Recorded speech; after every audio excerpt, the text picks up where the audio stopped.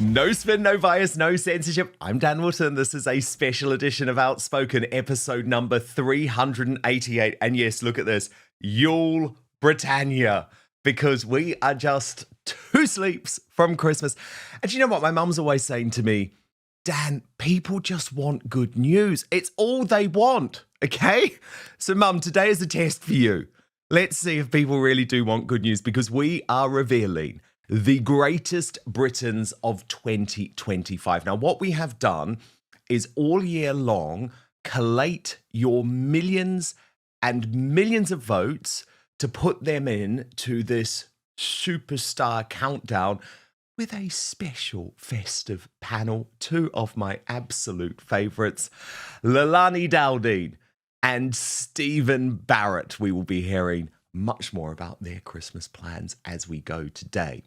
Remember, there is no live uncancelled after show today, but all of our royal content still available on Substack at www.outspoken.live. And we have a special edition for you coming on Christmas Day at midday, where Lady Colin Campbell will reveal her 2nd annual awards. I cannot wait for that.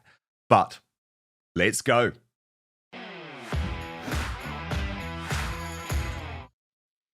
Leilani Dowding, Stephen Barrett, so brilliant to have you with us for this special countdown. Looking incredible, looking festive. Stephen, is this a big time of year for you? I love Christmas, Dan. I've always loved Christmas. I think it is, without question, the best time of the year. I think it brings out the best in all of us, in humanity. I am a Christian, but I don't think you necessarily have to be a Christian to enjoy Christmas. I just think the focus on children, on family, on fun, on just everybody trying to be as happy as possible makes the season. I mean, it is just a joyous time of the year. It really is. And of course, I should say, Stephen Barrett has launched a very brilliant Substack this year, the Public Gallery. So if you are looking for a last-minute Christmas present, that would be a good one. Leilani Dowding, you're always sparkling for us on Outspoken, but not just metaphorically today. How do you celebrate Christmas, Leilani?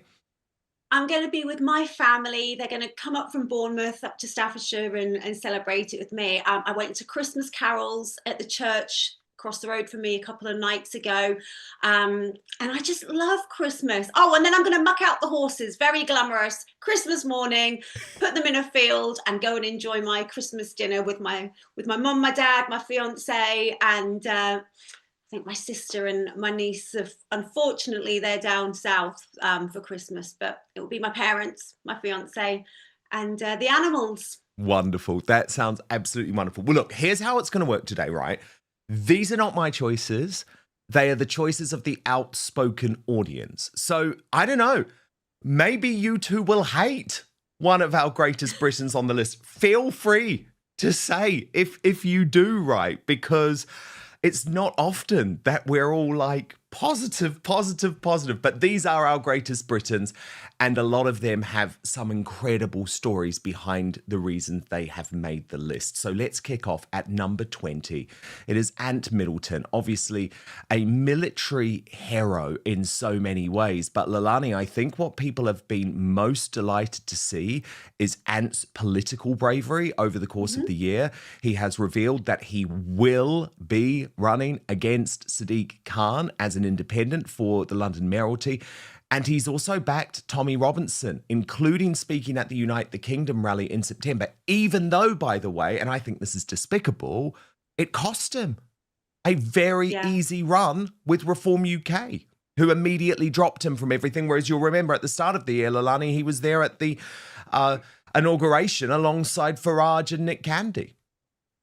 Yeah, absolutely. I mean, it was really awful what they did to him for, supporting who he supports. And that shouldn't be part of the policy of reform. But going ahead, I think Ant's wonderful. He has acknowledged the problems in London that Sadiq Khan refuses to do. And I think acknowledging the issues is the first thing that you need to do to be able to make somewhere better. And I think he would be an absolutely brilliant mayor.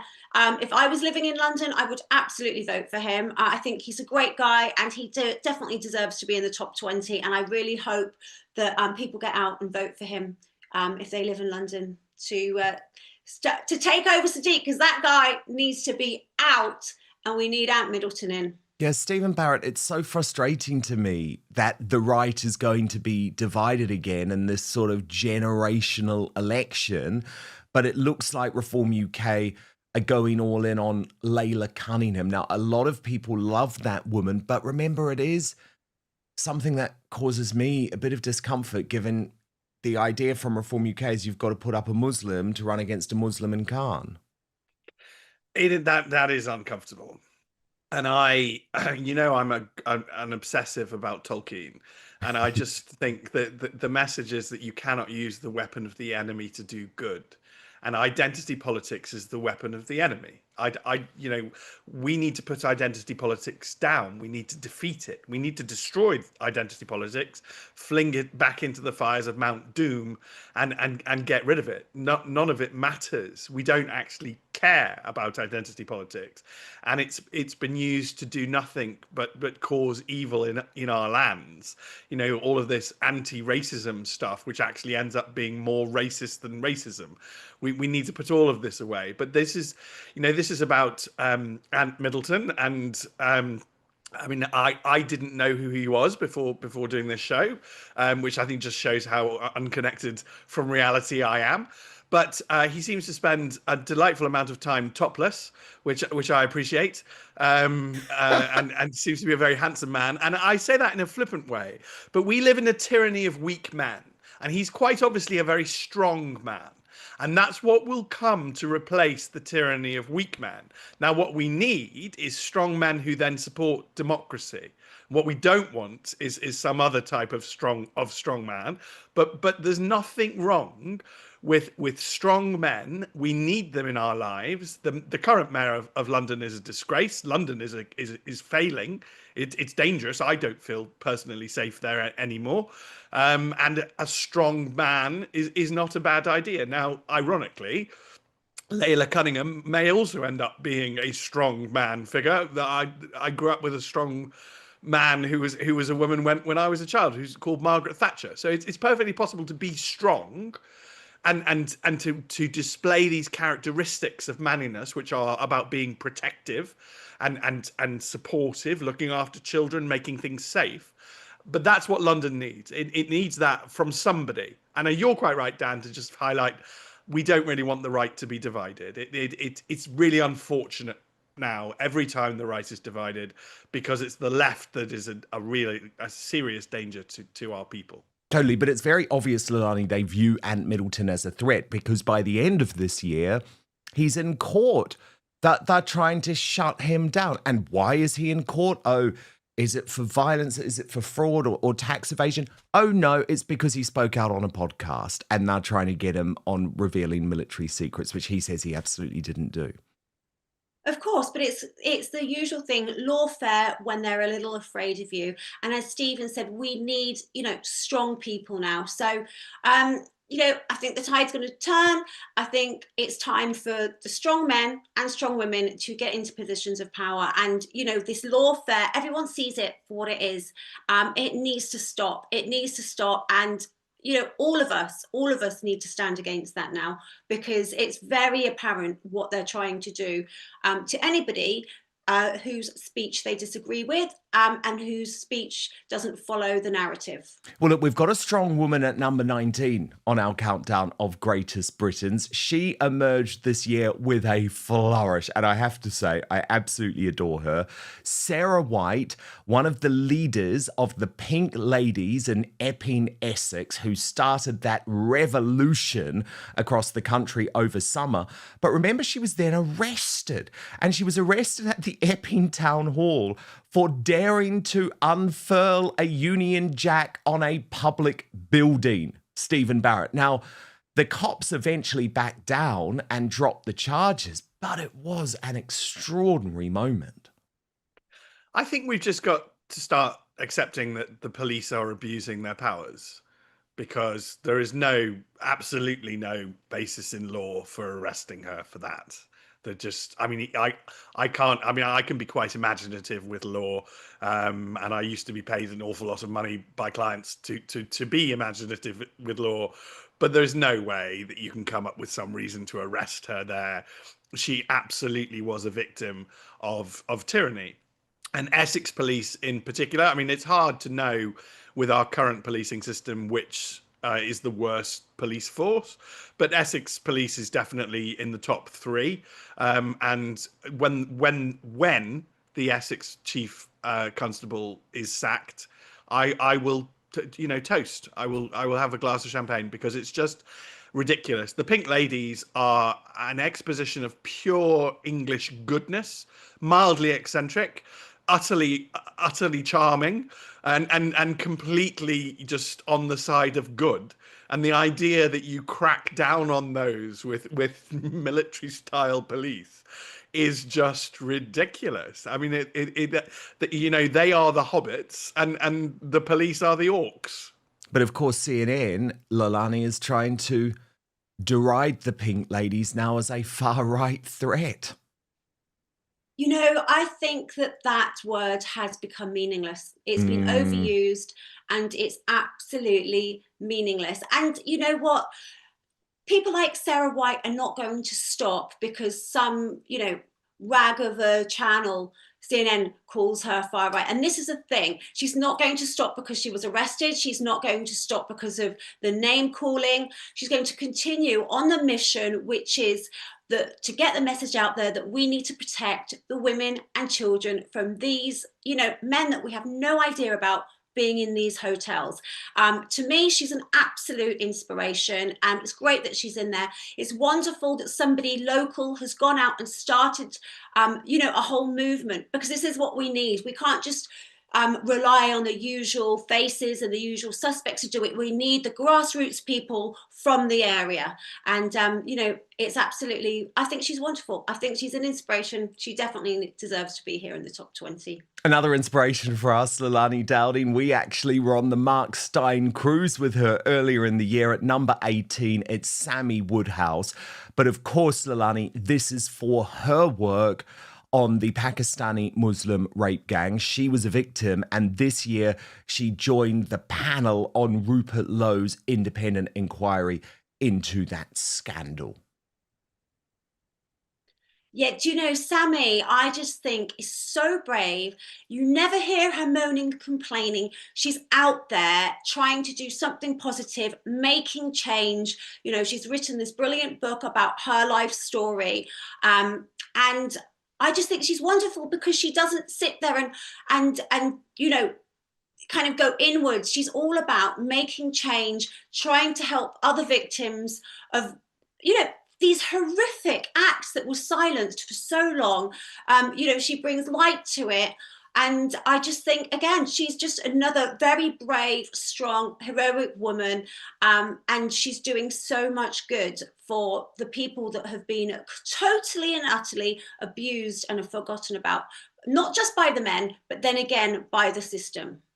And I mean, she has been on this for a long time, Stephen Barrett. Before it was trendy, before it was an issue that was an acceptable issue to talk about, there was Sammy Woodhouse. Yes, and she deserves huge credit for everything that she's done, as does Rupert Lowe. I mean, the two of them are pushing forward an actual inquiry, while our government is quite clearly trying to create a fake inquiry that just covers everything up again and causes maximum delay. And what's going to happen, I predict, but I don't consider myself a genius for having this prediction, is that the government's inquiry is going to be completely shelved and forgotten because it's not going to achieve anything. They're obviously Labour cronies running the entire thing, whilst Rupert and Sammy's inquiry will actually achieve far, far more. And then, Dan, we need to start seeing arrests. And the entire point now, because we thank goodness Suella started it, but thank goodness we see arrests of the actual rapists. But now we want to see arrests, and I want to see arrests of the councillors, of the authority leaders, of the social workers, of the secondary group who permitted all of this, and that's what I want to see. What the Americans call the accessories to the crime. I want to see all of them arrested, and I want to see trials, and I want to see them banged up, because what happened on an absolutely fundamental basis, what happened was a grotesque abuse of our children. And almost cannot be forgiven. And I still don't think the nation is angry enough. And I look forward to the nation getting angrier over this. 100%. And that's why people like Sammy are so important. But look, a change of pace at number 17. He sparked a huge story here at Outspoken this year after a Facebook post, which bosses at News UK said was racist. He denied ever posting, but it did result in Mike Graham being sacked or axed from Talk TV to go independent, and it has sparked a civil war at the station. Stephen Barrett, they are now at each other's throats. I just think the entire thing is desperately unfortunate. I don't think, to be perfectly honest, that the nation is still in this outrage culture. I don't think that most people still want to cancel people. To my mind, it's a lot like the Salem witch trials. Yeah. Okay, but to have the Salem witch trials, people have to pretend that there are witches. And I think that the nation has actually moved beyond pretending that there are witches. Nobody can seriously believe that Mike Graham is a racist. It's not plausible. So just sort of pointing fingers at him and screaming racist, it doesn't really work, and it should never have worked. And I think all of us can now see, maybe Mike is the turning of the tide, but a lot of us can see that what happened to him is really just not fair. It isn't fair. And Leilani Dowding, again, it was sort of like suicidal empathy from Talk TV. Get rid of your top rating, most popular presenter because he expresses a view. I mean, let's stress again, Mike says he never said that. But he expresses a view perhaps inartfully, but is something that all the Talk viewers and listeners really agree with, which is that uncontrolled mass immigration has changed the face of our country. What's incredible is that Mike is actually performing now in the independent space stronger than Talk TV itself. It is incredible. I'd also say that Mike's post is directly, because I'm a lawyer and I'm a little bit obsessive about comparisons. But Humza Yousaf stood up in the Scottish Parliament and complained about there being too many white faces and too many white people. Right. Well, that is exactly the same type of thing that Mike posted about. And yet Humza Yousaf is lauded and Mike is removed. And that is really just wherever you stand on any of this, they should have been treated consistently, and they weren't. Let's get a little bit royal in our countdown now of the greatest Britons. At number 16, it is Catherine, the Princess of Wales.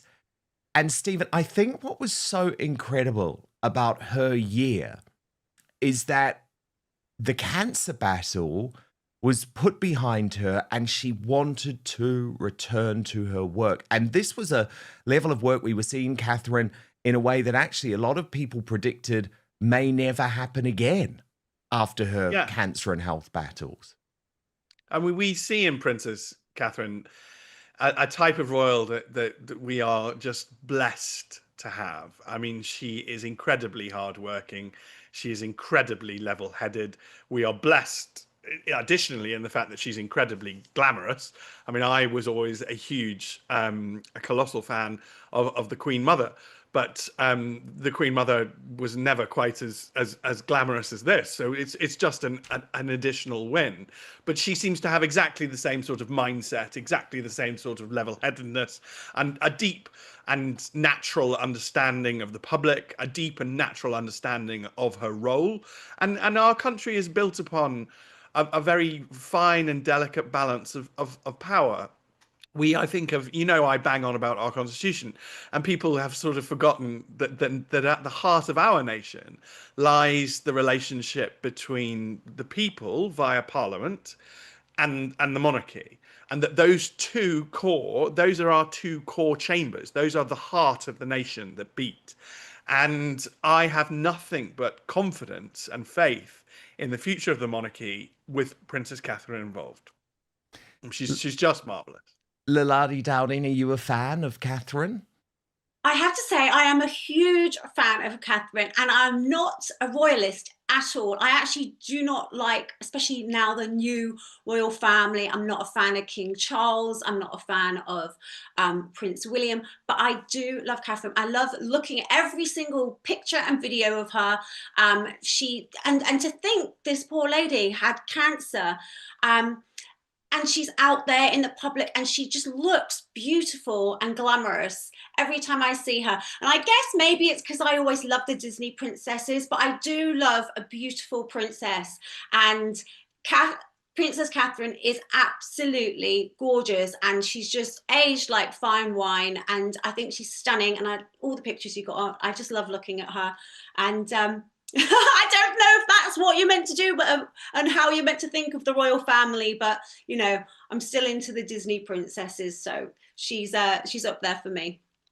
At number 15 on our countdown of the greatest Britons of 2025, and what a year she had, Sharon Davies, someone who put it all on the line, actually, to champion women's rights, especially on this, what was seen at the time as a hot potato issue in terms of trans people being able to compete in women's categories. Can I just be clear about it? Men competing in women's categories. But Leilani Dowding, it was a full circle moment for Sharon Davies this year, because she is a hero again, and now she's going to be entering the House of Lords. I love Sharon Davies. It was right from the start when we couldn't talk about it. As you said, she was out there, and as a swimmer, she was such a successful swimmer, gold medals, represented us. And to think that, if she lived now, that could have all have been taken away from her by a man coming in and beating her. So it was wonderful that she spoke out, as from having that experience of being such a, huge gold medalist. And so to me, if she had stayed silent, I think it would have been very weak. And a lot of sportswomen did stay silent, and they allowed men to come and play in the sports. We saw it actually with a lot of the English footballers. They just kind of stayed silent, or they said it was okay. And Sharon, when it was very unpopular, said, look, we should not have men in women's sports. It's completely unfair. So to me, she's a hero for doing that. And I'm so glad that she spoke up. I mean, she was demonized, Stephen. Yeah. And that demonization had a very real cost too. It had a financial cost. It had a professional cost. But Sharon Davies didn't care, because she was going to do what was right. Well, ultimately, to do good, you have to stand with truth. And that's what Sharon did. You cannot have men in women's sports. You cannot have men in women's spaces either. And that's another battle that we're still fighting. And history, I hope, will think that we were completely ridiculous for ever going down this path. But those who were brave enough to fight, who did pay a price for that, we have to acknowledge that they are the heroes of our age, and Sharon is an absolute hero. So to all young women in the country now, soon to be Baroness Sharon Davies, is an absolute hero. And I saw a tweet just yesterday, I think, saying that she'd been in the College of Arms. So just for viewers, that means that she's picking out her coat of arms. And soon she will have a coat of arms, and I look forward to seeing what it is. Exactly. And fight for what's right. As a noble baroness. And indeed, she will be a noble baroness. Yeah, exactly. And fight for what's right. And in the end, do you see what I mean? In the end, if you fight for what's right, you will be proven right. But look, I want to move on to number 14, because it's a big up to one of our cohorts in the independent media. I think this is brilliant. Maya 2C, the man behind 2C TV. But Stephen Barrett, we also celebrated this young man's wedding this year. It was a wonderful day. Well, that was actually at his 2C TV Christmas party, Stephen, but it was a wonderful day, wasn't it, when Maya tied the knot too. Great to see a whole load of people from across the political spectrum there as well, you know, from Tommy Robinson to Nigel Evans, former Speaker of the House. But this is really great because Maya has had a huge year, hitting 1 million subscribers on YouTube. He has. I mean, there is something, just so viewers know, there is something absolutely surreal about having to come on a show and talk about your mate. I mean, it's just fundamentally weird, because Maya to me is just somebody I expect to buy me a pint. I mean, that's his role. But he is utterly. Well, he'll be having to buy you another pint after your kind words. Well, I want viewers to know that he is utterly sort of unprepossessing. He's not arrogant in any way. He's utterly just who he is and who he appears to be. He's an absolute joy to be around. That's Danielle, his new wife. Their wedding, actually, to my mind, Dan, I think it's the best wedding I've ever been to. I had the honor of being a groomsman, and I dried the flowers so that I preserved them in perpetuity. He's just a story of absolute joy. Again, he is leading the charge, as you are leading the charge, for independent media. And I don't think anybody in the country has any love for the mainstream media anymore, at all. And I think they all need to die. And I say this as somebody who grew up on the BBC and would have been the greatest defender of the BBC. I never thought I would turn against the BBC, but I have turned against the BBC. Independent media is the way forward. People willing to say the truth and share their views. I don't have to agree with Maya all of the time, but that again, he doesn't demand that. He just does his work, and what he does is lead the way on news stories. I mean, he's remarkably good on stuff that is fantastically interesting that the mainstream media is way too slow to ever cover. That's why he's successful. He just jumps on the interesting stuff. He realizes that the secret to success in media is telling people interesting things that they might not know. I mean, that's it, rather than trying to re-educate them or make them better socialists or whatever the hell it is the BBC's doing. But Maya deserves every success he has, and he's being very successful. Oh, totally. And the great thing about it is, Leilani, I mean, he was an original.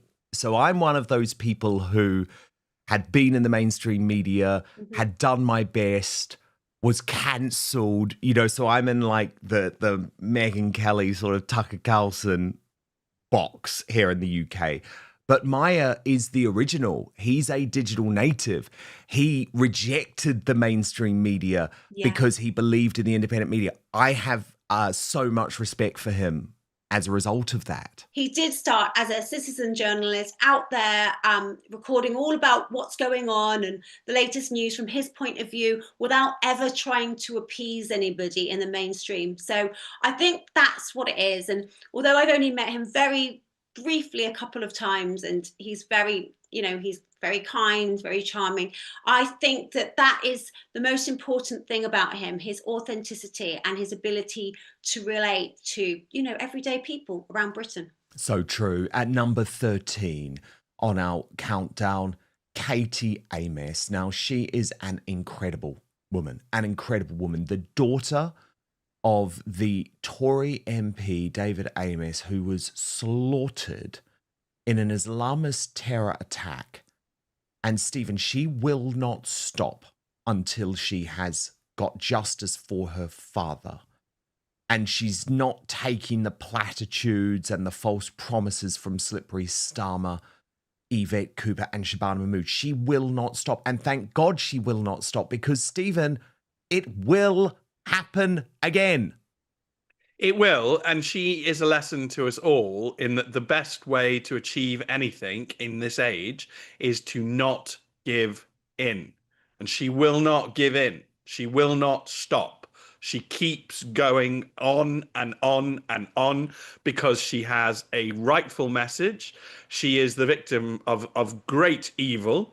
And it is about time that we recognize this. I mean, particularly after Bondi, I feel as though there has finally been an admission that something terrible exists in our society, but we are going to have to address Islamic extremism because it is killing us, and it is dangerous to all of us, and it is not on.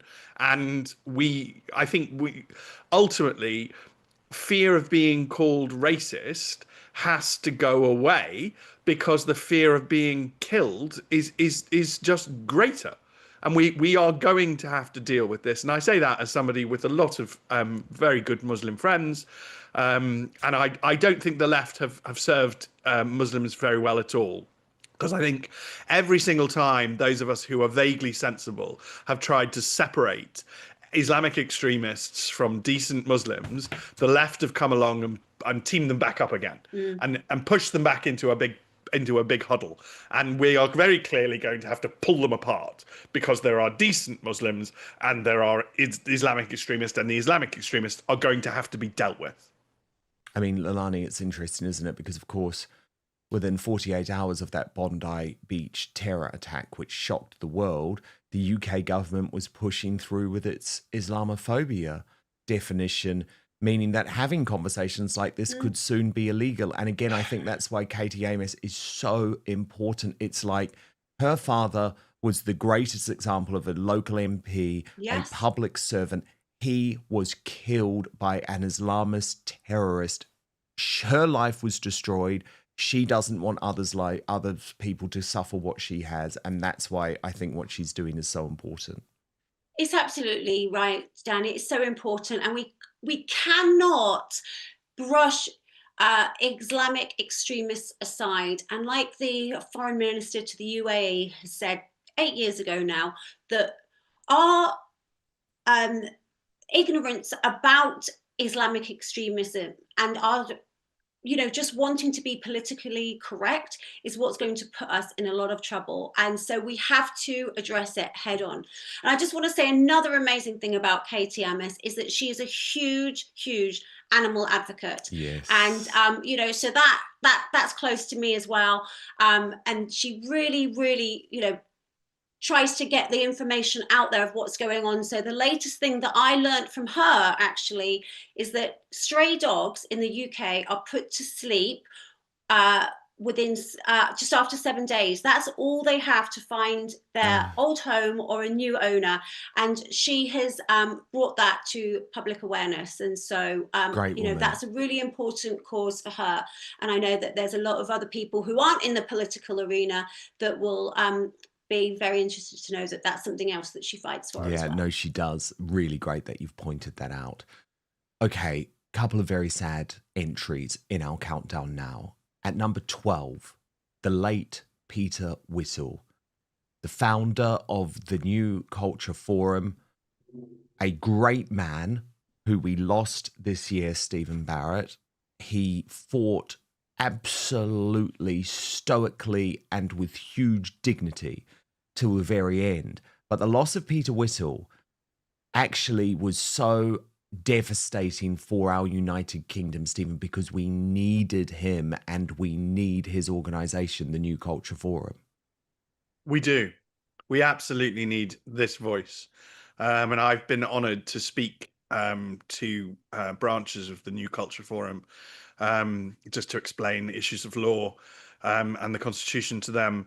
What he's done is he will go down as a legend in turning the tide and in correcting our country. And it is deeply moving. His funeral is literally on Monday. So this is raw. He was very honest, even about his own diagnosis and what was going to happen to him. He didn't sugarcoat it. He came out and just told us, look, I've been diagnosed and we know what's going to happen. And obviously it did. He is the epitome of a strong man. And Dan, can I say that, because Please. we're both same-sex attracted, and often when you're a young same-sex attracted man, there's a pressure in our culture that you're not a real man. Well, he proved that wrong because he is an absolute. I mean, he will go down as a father of the nation. I mean, this is an incredibly strong man who not only faced, political opponents, our political decay, tried to reverse it, tried to save our country, but stared death in the face with immense bravery, courage, and strength. I mean, he is a truly remarkable man, and I hope he is remembered for a very long time. Yeah, Leilani, I mean, he was dignified and classy till the very end. I last saw him at the annual New Culture Forum drinks, which he had invited me to, and it was literally just a couple of weeks before he retired reluctantly from public life, but he was looking incredible. He still held that room with real power. And of course, it was all because he knew how important saving the United Kingdom was. And by the way, Leilani, before anyone else, he realized that we are in a culture war. That's why this was the New Culture Forum. Before anyone else, 20 years ago, Peter Whittle predicted this culture war that has left us where we are today. Absolutely. And I think that's what I've said this quite a lot of the time, that there's a lot of social and cultural aspects that then become, they get made political when really it's, cultural and social. And I think no one had a bad word against him. He was gentle, he was insightful, he was very, very well respected. And, you can only hope that when you go, you can leave a legacy. And I think he has done that. He's definitely left a legacy behind him. And, he was so on point with, the cultural aspects of everything. So, it's very Absolutely, sad. the New Culture Forum is an incredible legacy. And at number 11 on the list, another man, great man who we lost in 2025, James Whale, who really, Stephen Barrett, was the original of this format, the godfather of talk radio in the United Kingdom. And he was a man who was, number one, a broadcasting great. But for me personally, as a young broadcaster, a young talk broadcaster behind the scenes, someone who was super supportive. There are so many people in this industry who don't want to see young people succeed. They maybe view you as a threat, or they don't want to help you. Oh my God, James Whale, I worked with him a lot at Talk Radio when I was the drive time presenter, and his show would follow mine. But even before I got that drive time slot, and when I was just doing my weekly slot on a Sunday, he would call me after the show and he'd be saying, I've been listening to you on the way in. You're really good at this. This is what you're doing well. This is what you're not doing well. And I think because he had such a boisterous persona on screen, which was always engineered, Stephen, for the big explosive moments, right? And lots of rows, people maybe didn't assume that off screen, he was actually a wonderful, supportive, encouraging man. Yes, but it was obvious in the pure outpouring of love that happened as soon as he was diagnosed. And although he achieved so much in talk and pushing forward and engaging with the people, I do think how he faced death will be his legacy. Because again, we've become a society that is almost too cowardly to admit that we will all die. And he brought that back home to us. And it's a very important thing to remember, because if we're all going to die, then it's important how we live. And it's important that we live in truth, and that we live in goodness, and that we achieve good things during our lives. And it's quite a useful thing to admit that we will die and to face that reality. And I think that really will be James's legacy. It caused a lot of people to realize that we don't have infinite time. And if we don't have infinite time, how we use our time is desperately important. I think we saw that yesterday with this puberty blocker trial is going to mutilate children, and Tom Tugendhat has sort of come across the field, if you like, from being a bit of a lefty liberal to being on the side of sanity and normality, and admitting that, do you know what, we can't mutilate children, and it's time to speak out. And it's going to be time to speak out for a lot of us, and a lot of us will have that courage because of how James Whale faced things. He's a remarkably strong man, and much loved by his wife as well. That was also lovely to see. Yeah, Nadine was a wonderful woman, actually. And Leilani, people forget that James Whale, quite soon before he faced his own cancer battle, had lost his first wife to cancer, which was utterly devastating for him. But then Nadine came into his life and stood by him through those darkest days and really gave him a second act, which is pretty incredible, because obviously after James was grieving following the loss of his first wife, things were pretty dark. Yeah, I think, it is very sad. And I think, I know that a couple of people are going to come on and attack me for saying it, because James had a very strong stance against the for the COVID jab. Sorry, well, I was against it. And, people have attacked me because I've got on his show since, but I would never wish illness on anyone. So first of all, and I think it is absolutely horrendous when anyone dies of cancer. So I'll say that too. And I would rather remember people by the things that we agreed on. And I remember going on James's show because he'd seen me very emotional about the Hugh Edwards verdict, when Hugh Edwards was allowed to walk free after the horrific things that he had on his phone. He walked free from jail, and James got me on the show and we talked about that and we agreed with it.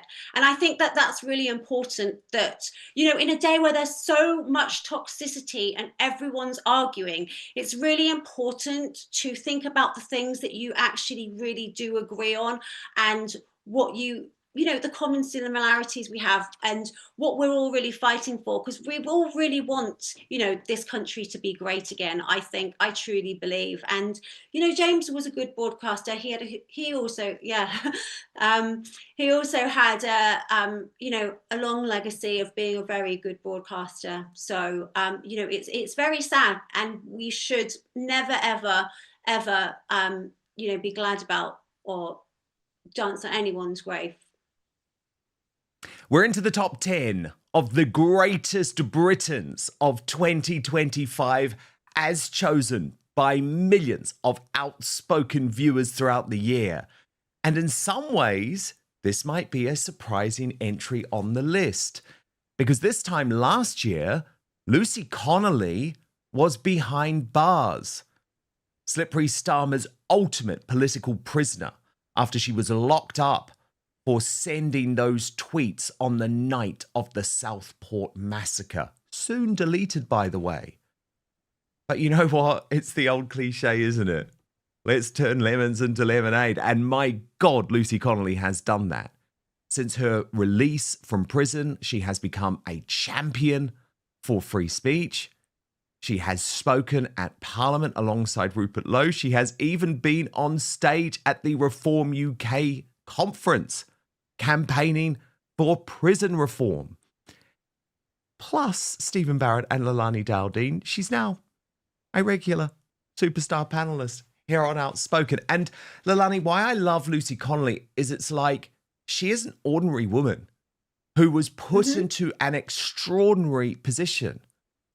And that matters. And I think her voice, and this is where Labour really dropped the ball, because her voice is so much louder than it ever would have been, even though she had to go through that hell of that prison sentence. Exactly that. And she has not been silenced. And that's the main thing, that she has come out and she is stronger, and she has not let them silence her for a second. And what happened to her, I just think is absolutely horrific. But it went all around the world, so that it shows how tyrannical and horrific that this government is. You can contrast it with, as I said, Hugh Edwards, who just walked free from jail for the worst possible, things having, I don't even want to say it, with the children on his phone, and you walk free from jail, yet Lucy Connolly goes in. So you contrast what's happening in the UK, and you just see how her, you can just see how her, so anyway, sorry, I'm going off point because it actually makes me so angry. But Lucy Connolly is out of prison. She's speaking about it. She's telling everyone to speak out. She's fighting for free speech. She hasn't withdrawn into a shell, which would have been the absolute worst thing that she, that she could have done. So to me, I think she's absolutely heroic that she's out there and she's, fighting for us to be able to say what we want to say. Totally. And when you look, yeah. And Stephen Barrett, I guess she's a walking, talking illustration that two-tier justice does exist in two-tier Britain. And that free speech doesn't exist, Stephen. No matter how many times Keir Starmer might lie to Donald Trump, might lie to JD Vance, oh, we've had free speech for a very long time in Britain. Yep, we did. We don't anymore. We don't. And two-tier is absolutely real. I mean, the greatest, for me, the peak surrealness of two-tier was when we made a Home Secretary, Suella Braverman, resign for admitting that two-tier existed. We literally forced her out because she just admitted the problem. I mean, that is just absurd, and I hope that was probably the peak of it. But Lucy getting 31 months when there's a child rapist case I saw yesterday who got 18 months. I mean, this is just absolutely absurd. This is what we are falling into a form of slow communism, and it's just as bad as quick communism. And it's where the police and the law are simply used against political opponents, whereas actual criminals wander the streets freely. And I think we can all see this. And Lucy Connolly is the totemic example of that. And that's why we're all rejecting it. For goodness sake, she was a mum who tweeted. I personally don't think that her tweet did break the law. That's my legal opinion. And I wish that it had been challenged. I think that the state behaved in a totally disproportionate and monstrous way in order to force her to plead guilty. And once she had pled guilty, now the state, like a spoilt little child that has bullied somebody, sits there going, well, she pled guilty, so she must be guilty. And I hate that. I literally loathe it. It makes my skin crawl with the sheer passive aggressive abusiveness of it all. It's a total disgrace. It is not how a noble country should or should be or ought to be. And I loathe the entire thing. I love the fact that she is becoming a celebrity, because that shows that whilst this is a tyranny, this is a tyranny of weak men. Okay, and ultimately, as long as she refuses to be cowed, they can't even stop her. So from their point of view, she's just a mum, and we did our little bit of bullying. Yeah, but as long as she refuses to give in, as long as she stands strong, the weak men can do nothing to her. And they are exposed as the cowardly, snivelling little men that they are. I'm going to start using a phrase on Twitter. I'm going to start calling them wee men. I'm going to call them the wee man. And it's all for all these little lefty politicians who are just, and they're not, and I've got friends on the left, so I hate that I have to sort of use the phrase the left. And I should use the modern left. As the great noble tradition of actual left-wing politicians who cared about the working class is sadly long dead.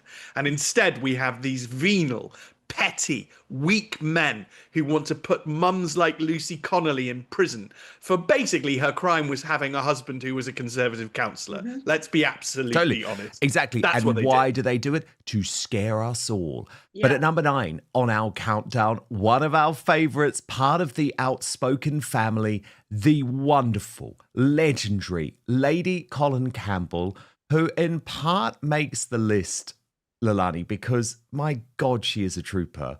This year, she actually broke her pelvis in a horrendous accident at a film premiere, but immediately was speaking out from her hospital bed here on Outspoken, slamming the NHS for its utter incompetence, while at the same time broadcasting her YouTube channel every single day. And I just think, oh my God, we don't make them like Lady Colin Campbell anymore. Long may she reign. Oh, that's the thing, isn't it? I think people are sick of weaknesses now, and I think it's wonderful that she's there explaining everything that's going on from her hospital bed. People are sick of the NHS. The waits are absolutely insane. There's people with serious injuries just being expected to just sit around for hours and hours and hours. Well, they make excuse after excuse, and now it's the flu. So now you're going to have a long wait because now the flu's back, and it's all just a load of nonsense. But people are warming much more now to strong people instead of the victim Olympics, and I think that's why people really, really like Colin Campbell. She's wonderful, Stephen. I mean, honestly, she's one of my favourite people in the world.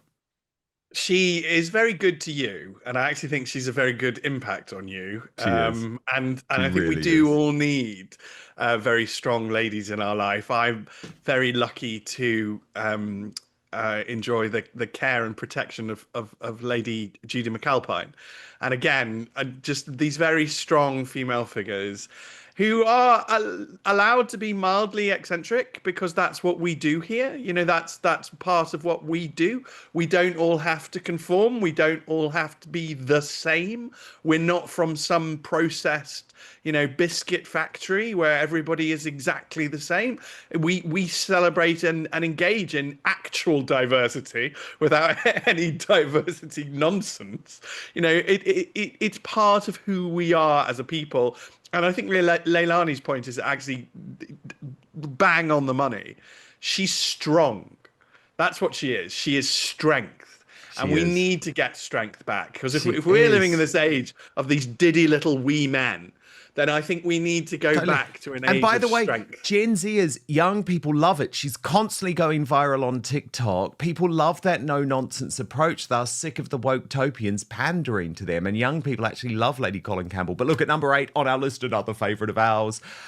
Alison Pearson, legendary Daily Telegraph columnist. My partner in crime when it came to delivering Lucy Connolly's story to the world. And it really was Alison Pearson's feature in the Daily Telegraph that was able to change opinions. And the thing is, Leilani, what we know about Alison Pearson is that it would be so easy for her in the mainstream media to just ignore these stories, but she never does. She puts herself on the line. And I actually don't think there is another columnist in the mainstream media, Leilani, anymore who does that outside of Alison Pearson.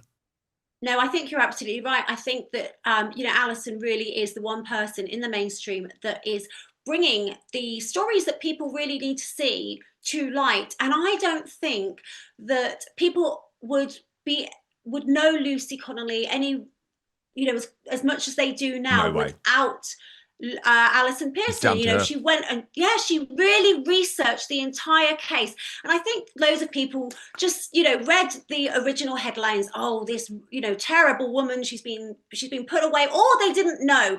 But to see that it was a mother locked away for so long for something that was only on social media for a few hours and then taken down, and then Alison kind of went into it that actually Lucy had looked after school children from immigrants, and those immigrant parents were happy to speak up for Lucy and say many, many good things about Lucy. And I think that's where Alison really, really helped bring this horrific case into everyone's view, to the point where so many everyday people were like, this is insane what is happening in England. How has this mother been locked up for so long for a post that was taken down 4 hours later? And I think it really it kind of lit a firework. Yeah, I mean, she did change the opinion of the elite class, Stephen, because, for example, Julia Hartley-Brewer, the Talk TV presenter, actually interviewed Lucy Connolly later in the year and apologized to her for having previously said, I've got no problem with Lucy Connolly going to prison. And she said it was all because Alison Pearson had changed her mind. Now, obviously, that's frustrating for me in a way, because it's like, well, all of the information was out there. You just had to look at it. You just had to read the cases. But at the same time, no one did. Stephen Barrett, GB News, the Daily Mail, Talk TV, they were all anti Lucy Connolly until Alison Pearson published her feature. Yes, and it's greatly frustrating for me because I often, like you, I expect people to go out and read things and discover, but they don't. And They rely on the headline on the BBC website. They rely on the headline. So I've just come to accept that my role in life is often just to explain things that I think people ought to already be aware of, but for various reasons they are not. Alison goes well beyond my role. I mean, she's a crusading force for good. And very few people end up being bigger than the publication that they publish for.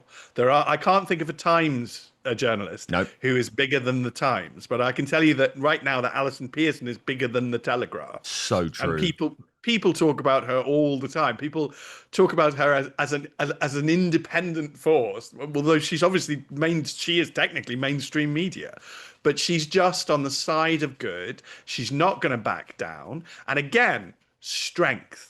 She's not a diddy wee man. She's got real strength to her. She's got, cojones. She's got the absolute substance to Alison. I have the pleasure of knowing her socially, and she is, I just want to reassure your viewers, she is an absolute delight. She's one of those people, a bit like Dan, that you gravitate towards at parties because you just want to be around goodness and fun. And having Alison at any event is a plus. She is a total delight. And number 7 on our list, it is J.K. Rowling and Leilani Dowding. This woman just gets bolder by the year.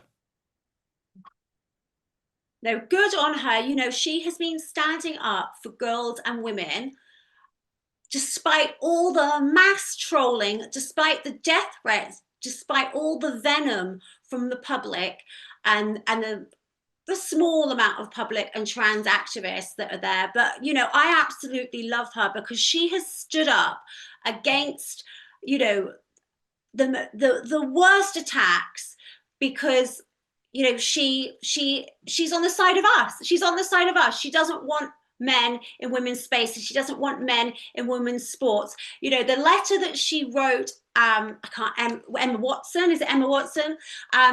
Was just amazing. Emma has had such a privilege from being an actress and being able to grow up having the security and the money from one of JK's books that it's just nonsense that she was to attack and turn on JK herself. Totally. So, and JK this year was like, enough. And she called her out, and she did it, I think, in a compassionate way, but there is that bravery. It is funny though, Stephen Barrett, thinking of how people like me have changed our view on J.K. Rowling. And I was actually at, before Christmas week, I was at this Dominic Frisby comedy gig. He does his big sort of end of year gig. Absolutely brilliant, at the Backyard Comedy Club, which is actually in the heart of Sadiq Khan's Islamist London, which makes it almost more funny. Do you know what I mean? Because it's like we're in there underground amongst all of the Islamists and amongst all of the woke-topians. But he does a song about the Brexit referendum. And at the time, because J.K. Rowling was obviously one of the Ramona-in-chiefs, she's actually listed as like one of the jackasses, one of the bad guys. And he has to add in a line into the song now, a new lyric where he says, we've sort of changed our view on that. Just very funny, isn't it? But I think even though she is a lefty, it doesn't matter when it comes to an issue like biological sex. It's above politics. And that's what's so interesting about the culture war, isn't it? Sometimes politics doesn't matter. It's just about truth. Or people say it's not about right and left anymore. It's about right and wrong. And I think that's another category that we could put J.K. Rowling in. She's just right on these key issues of the day, even if her politics might be far to the left where I come from. Well, I would put the lady in the House of Lords. Because I think she would be a great credit to that institution and of great benefit to the nation. As you say, I think that the slightly introverted, narcissistic politics of what I call party politics is dying, because we are facing such massive crises, such obvious fights between basic good and basic evil, that what we're going to see, and what I hope to see, is what I call the coalition of the decent. And J.K. Rowling is more than welcome in the coalition of the decent, with me and with you, whatever tiny differences we might have on some issue of policy. Because on issues like are men women, obviously those of us who know that men are not women need to stand together. On issues like should the state be able to kill us via mass death in the NHS, which is what assisted suicide is, it's just eugenics. This is basic good and evil. On issues like abortion up to term, basic good and evil. And I think we are well beyond having little differences between us, meaning that we should fall out, when all of those of us who are a basically good human being need to come together. And J.K. Rowling is without doubt a good human being. She is. And on a very similar theme, at number 6 on our list of greatest Britons, it's the women's rights campaigner, Kelly J. Keane. Now, I adore this woman.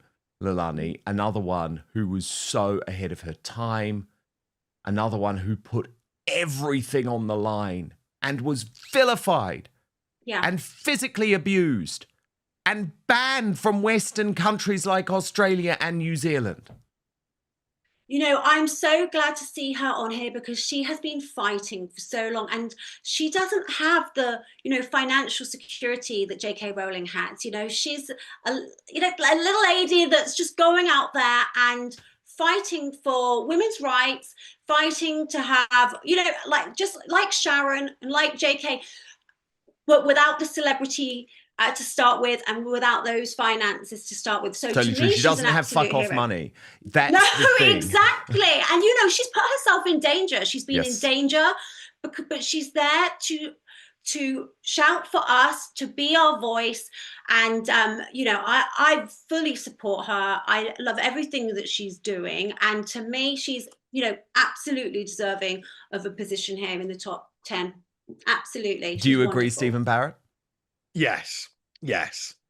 And I think it's good to note that your viewers are siding with all of the angels in this fight. I don't know how we got here. I honestly don't. I mean, you literally can't. We do not have the power. We're not gods. We're just an evolved ape. We do not have the power or the science to turn a man into a woman, and we cannot do it. And so to pretend that we can is simply a lie. So those who stand with truth should never have been vilified, should never have faced any of this nonsense. It's absolutely categorically obvious. And when I talked about forced teaming in the good Muslims and the Islamic extremists, I feel, Dan, that because we're both from the letter soup, I think we're often forced teamed with some really dangerous people. I don't want to be bear it with the Q plus people. No, I don't want to, and I and wherever rejected it goes very early on. Actually, before this was a thing, that whole LGBT thing decided that I was a bad guy. And it's like, yeah, because I've got you. I'm a gay man. I'm not in your party. I'm not in your camp. I don't believe in LGBT, all of that alphabet soup. Absolutely no way. It's like they literally said to us, Dan, go and stand over there with the dangerous perverts who are a threat to children. Yeah. And I'm like, no thanks. No, I don't want to stand over there with the dangerous perverts who are a threat to children. And by the way, at the Trigonometry Christmas party, I did meet Kelly J. Keane's husband. And what a great man he is, too. I mean, he's not out there publicly. You don't see him. But I thought, wow, you've got to be a really strong man, actually, and very, very confident to let your wife put herself on the line like that. And they're very united, great couple. And so that was wonderful to see as well. This is a really interesting theme, actually, because on a similar issue, but I guess for very different reasons this year, at number 5 on our list of greatest Britons of 2025, as voted by you, Graham Linehan. And I think, Leilani, the moment that put him so high on this list, although I'm a huge fan of Graham Linehan and always have been, you know, Father Ted creator, someone who was completely thrust out of polite society again for just standing up for biological reality. But Leilani, I think the reason he's so high on the list this year is because of the way he was arrested at Heathrow Airport by armed police for tweets, Leilani. And it's like, have we learned nothing? Plus, he's back in court the next day because they're just weaponizing the justice system against him. But I think it was that arrest. That was the moment where people were like, enough of this. Oh, yeah, absolutely, because people are sick of it. And there's no way that he should have got arrested for the tweets. And I think, didn't he turn up into court with that billboard on him saying, like, no men in women's sports? No, good on him. You know what? He lost so much speaking up for us. He lost so much for just speaking the truth. Yeah, his wife. But then, like, his career, everything. Financially, he got obliterated. It's like, you know, for the simple things that a man cannot be a woman. That's it. But like you said, it's the fact that he got arrested, and people are sick of it. People are absolutely sick and tired of good people, very good people, getting arrested. Whether or not they get charged is irrelevant now, because it's the whole process. You've still got to hire the lawyers. You've got to be put through that stress. You've got to be, you know, you're made out. You've got this thing just hovering over your head, and you just want to get on with life.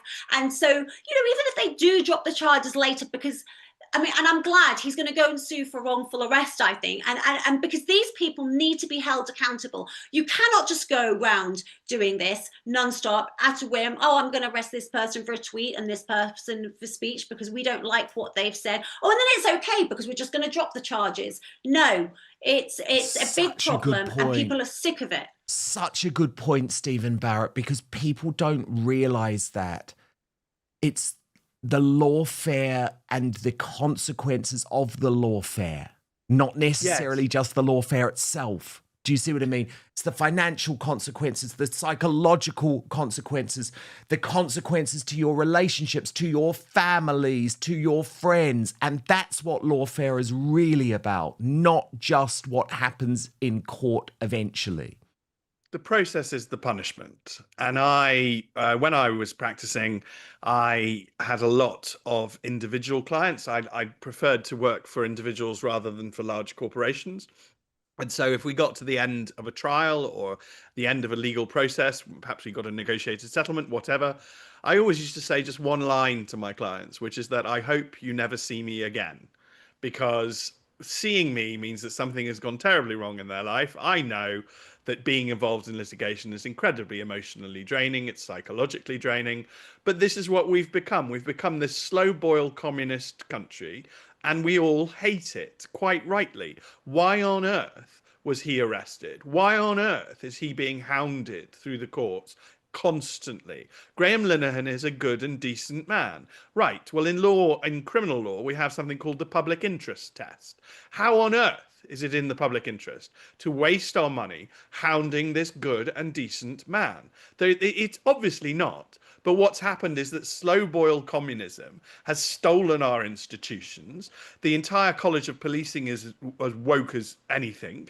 And so all the chief constables, I'm just going to say it, Dan, but the chief constable of West Midlands, I wouldn't trust him to tie his own shoelaces. But because he's woke, he gets to have his job, and because he's woke, he gets to have his ridiculous salary and ridiculous pension.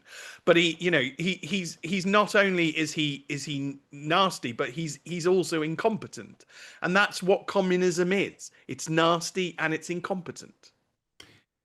Indeed. At number 4 on our list, another woman who was subjected to the most shocking examples of lawfare in 2025. But good Lord, she's more popular than ever. Katie Hopkins stepped forward, Leilani Dowding. They tried to cancel her before virtually anyone else. And it doesn't matter now. It doesn't matter now. Her live tour is extraordinarily successful. Batshit bonkers Britain, her daily news show, has more views than any mainstream media production of the headlines, Leilani. She's a force. Doesn't matter that she's not invited on the British Bashing Corporation or Woke ITV anymore. She's a force. She is a force, and she's actually one of my favorite people. And right behind me there is a card that she sent me that I absolutely cherish. I love Katie Hopkins, you wouldn't believe. I went to try and buy tickets for her tour, actually, local to me, and they sold out. And then I went down to see if there's any by my parents, and they've sold out. So I'm just praying that some last minute a date comes up, because she has the ability to make you laugh through the toughest times. And you know, I've got to say, I think she is the most amazing, lovely person. We've never met, like we you know, we've kind of bumped into each other and met very briefly. But I remember that one day I was really, really sad, and it was the first time I've ever been really visibly upset online or posted something. And she sent me the nicest message, and she said, "It's okay, we will win." It actually makes me a bit emotional. She said, "It's okay, we will win." And she is able to make you feel positive and hopeful. It actually makes me really emotional saying this, when you're really, really down. And she has a really amazing ability to do that. So, oh my God, I can't believe I'm getting emotional about Katie Hopkins. I love her. I just think she's brilliant. Oh, this is beautiful, Stephen. Oh, Isn't God. it amazing? No, I love it, because this is the impact she has on people. And a lot of people don't see the good side of Katie Hopkins, Stephen. But she is always there for people at their lowest point. You know, she was writing to Lucy Connolly in prison. She was visiting Alex Belfield when everyone turned on him in prison. She was there for Joey Barton when he was cancelled earlier this year. She understands that you've got to be there at those lowest dark moments, because she's been there, right? She has been there. She didn't even know that she would get through it. And we're talking about a strong woman, Stephen. And she's fighting against these wee diddy men, these weak men and their communism, and the simple fact that we don't want to live like this. I mean, we don't all have to agree on anything. We can all agree to disagree, but there is a big difference between the decent and the indecent in our society. And from everything I've seen about Katie Hopkins, I don't know her, she represents that rebellious streak of English eccentricity that will not comply with this weak, slow boil communism that discovers that if you cannot go through, you will go around. And that's what we've all had to do. I mean, that's what you've had to do to an extent, Dan. If you cannot go through, if they will not accept you, and let's be perfectly honest, I'm probably blackballed from the BBC, and if we cannot go through, we will go around, and we will still get to people because we are still decent and good, and we have a message to share. And everything I've seen is, as Leilani says, accepted society, polite society in London, although I'm increasingly against it, would say that she's a monster, that she's evil, that she's some far right thing, and therefore we can't be anywhere near her. Well, she seems basically decent to me. I don't see what is evil in her at all. And that's why these people will fail, because they're trying to convince us that people who are actually quite good, like J.K. Rowling, like Graham Linehan, are bad people. And it's like, well, you're not going to win because that's not true. Okay, we're into the top three. This is hugely exciting because we've had millions of votes over the course of the year. These are your top three greatest Britons of 2025. And at number 3, it was a man who was subjected to lawfare by his own political party, reported to the police, thrust out for hurty words. Rupert Lowe went on to launch Restore Britain. And I am very excited, actually, because on Christmas Day, Leilani, he is delivering the first ever Outspoken Christmas message. And good Lord, it's going to galvanize people. It really, really is. He is, I think, a political force, Leilani. And actually, it was the moment where a lot of people like me, who had voted for Reform UK, who had wanted to give them the benefit of the doubt, who had wanted the right to stay united, just said enough. Like, no, you can't be a free speech party and report your top performing MP to the goddamn police for hurty words in an argument with Zia Youssef. It was a red line. It was really bad, Dan. It was really bad. And, as we've agreed many times, Rupert Lowe is one of my favourite politicians, and I do not generally like politicians at all. But I love that he will say what he feels. He doesn't care. He doesn't care what anyone else thinks. Okay, so it crossed a couple of the party lines. He still didn't care. He was like, this is how I am. And I think, again, just like Mayor, authenticity, that's what comes across. He's authentic. He's him. He's saying what he feels. And I think that appeals to a lot of people. It certainly appeals to me. I don't like the games, the creeping around, the saying things, but it's okay because when we get into power, we'll do something different. I'm not into all of that. I guess I'm a straight shooter too, and I like to be spoken to by somebody who is a straight shooter. What do you make of Rupert Lowe, Stephen Barrett? Are you a fan? Well, I don't think it's for me to favour or disfavour any politician, because I would rather build this coalition of the decent, and I would like everybody to come in. And I think Rupert Lowe is a natural member of the coalition of the decent. That I will say. The other thing I think is that we've lived through this weak age of slow-boiled communism, these weak men, and they use passive aggression and they use shame-based control. That's all that they can do. So when they try and call people who are obviously not racist, they do that because the person will feel shame. And then the person, once you feel shame, you're willing to go along with the person who has shamed you. You're under their control. You'll do anything until they approve of you. And Rupert Lowe just rejects all of this nonsense. And I saw Kirsty Allsop a few days ago now try to publicly shame him on Twitter, and it completely blew up in her face because Rupert just doesn't do that. And we need these strong people who are just not willing to be controlled by these false allegations, not willing to be controlled by shame. I do think that the police behaved appallingly, whatever one thinks of reform.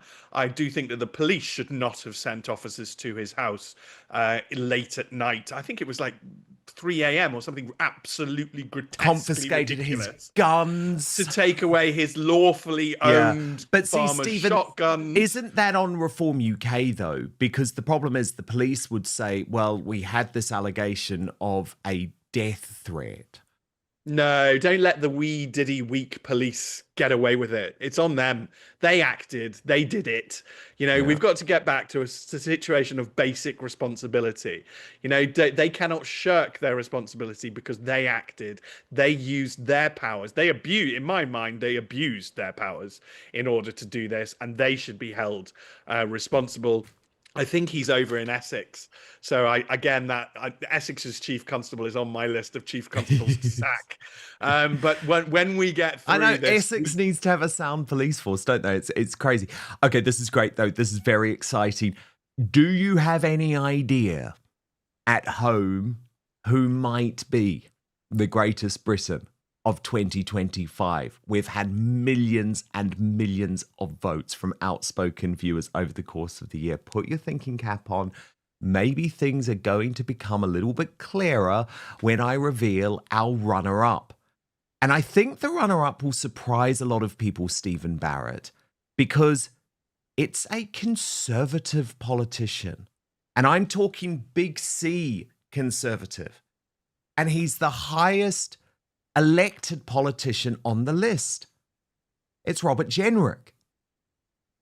Someone who many people have said has had a sort of Damascene conversion and we don't trust him. But I think what it proves, Stephen, is that for much of the year, and certainly I guess in the latter weeks of the year, Kemi Badenoch had a bit of a comeback as leader of the opposition, and people say, no, maybe she's not too bad.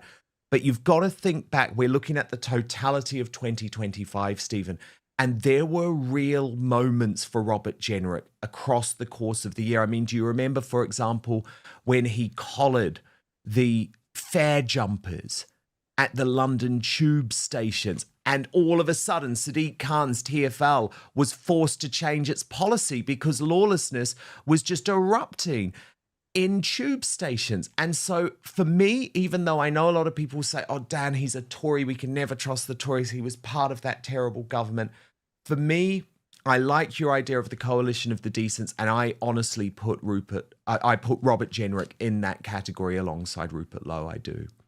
Well, he's an incredibly impressive politician. And I think, quite rightly, for a Conservative politician, the year after probably the worst electoral defeat the Conservative Party has ever had, to make number 2 on the list is a huge achievement. And it shows that because what Robert Jenrick has done is not one-off thing. Robert Jenrick has been dominating our headlines, dominating the narrative, moving the Overton window every day of the year. He's a relentless force. He doesn't seem to sleep. He seems to constantly work, and that is doing good for the country. Now, I am a right winger, if you like. I believe in competition, and I think that Kemi Badenoch has benefited from the fact that Robert Jenrick has done all of this, because Good point. she has Good upped point. her game. She's made And him it's better. Competition has made she's massively improved in the year because of competition, and I genuinely think competition makes us all better. And I don't mean that as any way insulting to Kemi Badenoch either. Again, coalition of the decent. Yeah. But I think we But all I mean, need to start coming together. I'd always backed Robert Jenrick as Conservative leader. I don't think Kemi Badenoch has what it takes, even though she's had a better end to the year. Leilani, I guess what's interesting to me about this is there's no Reform UK politician on this list. Nigel Farage isn't on the list, but Robert Jenrick is. What do you make of that? Yeah, I find it interesting. I was actually surprised to see him at number 2, but you know what you've said is understandable, and I like Stephen's idea of a coalition of the decent, and I definitely think he'd be in there. And I think he's been appealing also to working people. You know, you mentioned the thing with the tubes and the fare jumpers, but also he's been out there, hasn't he, at the car boot sales where they are selling those tools, the stolen tools of, you know, decent everyday workmen that just, and that to me is one of the worst things that people can steal, the tools that the man needs, so that, or woman, to go to work and go and earn money for his family. And those thieves are taking that away, and I think Robert Jenrick has brought that to light, and he, you know, showed it quite a lot. It wasn't just a one-off, but he's really showing it. And so you know, I hope it goes further, and I'd like to see more politicians kind of going out and doing this kind of thing, actually, because I think, again, you know, that was authentic. He took time out. He's not just sat there in the in Westminster or in an office. He's actually gone out and taken a look for himself and shown people. And I hope, you know, other politicians can follow suit. Okay, but it is now time to reveal the greatest Briton of 2025, as chosen by our outspoken audience in your millions throughout 2025. We collate every vote throughout the year, every vote for our Union Jackasses, every vote for our worst Briton, but also every vote for our greatest Briton. He started the year in prison. He ended it as an activist who was able to bring millions of us into central London to unite the kingdom.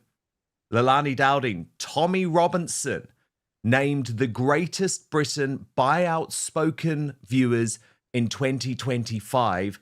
That's going to be a decision that horrifies the elite class, that horrifies the mainstream media, that horrifies our politicians. Does it horrify you? No, I think it's great, and it will absolutely horrify them, no doubt, because he did unite the kingdom. So many people turned up to his Unite the Kingdom rally that I think it put the fear of God up the Labour politicians' asses. Next thing they started, you know, within a week or 2 weeks, they were talking about patriotism. Didn't they try and hold a British flag in Parliament or Westminster or something? You know, so to me, I think he has actually been able to unite people. People have also seen that he was subjected to lawfare, and what he went through in prison was absolutely horrifying for, you know, again, shining light onto what he's been trying to tell people for years and years and years. And unfortunately, what we're actually seeing happen, because we never took heed at the time he said it. I mean, I love this decision, Stephen. I really do. I think Tommy Robinson has been completely misrepresented by the deep state, by the political class, by the mainstream media, and it is actually the independent media that is proving that he's a force for good, not a force for ill. What do you make of his decision, of the decision by the Outspoken audience to make him the greatest Briton of 2025? Well, the first thing I'll say is that I am still connected to whatever people might call, the center of society. I don't want to call them the elites because they're quite clearly not. And in many cases, I think that they are nasty and incompetent. But this will horrify them. Absolutely horrify them. He is beneath the pale. Not only is he beneath the pale, they have put all of their effort into demonizing him. And so if they cannot demonize him, it shows how pathetically weak they are. If the public have, and this is democracy, this is what the public think, and the public have rejected their attempts to demonize him. Totally rejected them. Yeah, this is a complete rejection. Rejected them. If they had any sense, Dan, they'd sit down and reflect on that and change. I'm afraid I've started to call them the residents of New Versailles. And just so that listeners and viewers understand that, Versailles was the palace in France where the rich gathered before the revolution happened. And whilst the cries of the poor and the downtrodden were being ignored, they just played the music louder until eventually they all, I'm terribly sad to say, got their heads chopped off. But the residents of New Versailles in our time, I hope they don't suffer the same fate, but they do need to reflect upon things. And this is an utter rejection of their worldview. As far as they were concerned, they have tarred and feathered him. They have damned him. And therefore they go, ha, ha, ha, over, done, job done. Well, it's December 2025 and the public have voted him the greatest Briton of the year. Yeah, right. It hasn't worked. It hasn't worked. Your cancellation campaigns, elites, no longer work. And I think that is something to celebrate. But, well, thank you. What a fabulous superstar panel. Leilani Dowding, one of our Outspoken originals, social commentator. Of course, you must follow her on X, where she is incredibly active. And Stephen Barrett, who is one of the country's top barristers and legal minds, but now also the author of a brilliant Substack. Oh my God, you're lighting up our lives. That is wonderful. Merry Christmas. That is wonderful. Merry Christmas, Stephen. Yes, the author of the brilliant Public Gallery on Substack, my superstar panel. Have a really Merry Christmas, both of you. Really enjoy it. Have a great time with your daughter, Stephen, and we will see you both in 2026, I hope. Thank you for being part Merry of Christmas! Merry Christmas! Merry Christmas to you both. Now, I've got to give you some programming notes about what we've got coming up over the next couple of days, because at 5 o'clock tomorrow UK time, very special edition of the show, which we're not broadcasting live, but you'll be able to get it as a premiere on YouTube. It is my discussion at CPAC Australia with the former UK Prime Minister Liz Truss and one of our favourites, Connor Tomlinson. Very relevant, of course, because of the Islamist terrorism in Australia in recent weeks. Then on Christmas Day, 2 very special episodes for you. At midday UK time, Lady Colin Campbell will be revealing her annual awards. And then at 5 o'clock, it is the big show, Rupert Lowe's Christmas message, and then a Christian panel featuring Father Calvin Robinson, Minister Ricky Doolan. We've also got Bishop Diwa and Father Phil Harris with us as well. So 2 moments on Christmas Day to be with us, because I know Christmas Day is a tough day for some of you, and I get that, and we wanted to have these 2 special moments. So we'll be with you midday UK time for Lady Colin Campbell's awards, and then at 5 o'clock as we reveal what I believe is going to become an Outspoken tradition, our first Outspoken Christmas message delivered by Rupert Lowe from his farm. Then on Friday, we return to normal circumstances. We will be broadcasting live at 5 p.m. UK time with Bernie Spoffworth and Leo Curse revealing the worst Britons of 2025. I'm super excited. Leo Kearse, one of my favorite people. He has been tied up on one of these exclusive contracts with GB News for some time, but he is now free from that, a force in the independent media. He will be making his Outspoken debut on Friday. So even though things are going to look a little different over the next couple of weeks, we have a huge amount of Outspoken content for you. I really look forward to being with you over the next 2 weeks. So we'll see you at 5 p.m. tomorrow for the special Christmas Eve edition of the show. Hit subscribe on YouTube, turn on the notification bell, and most importantly, I promise to keep fighting for you.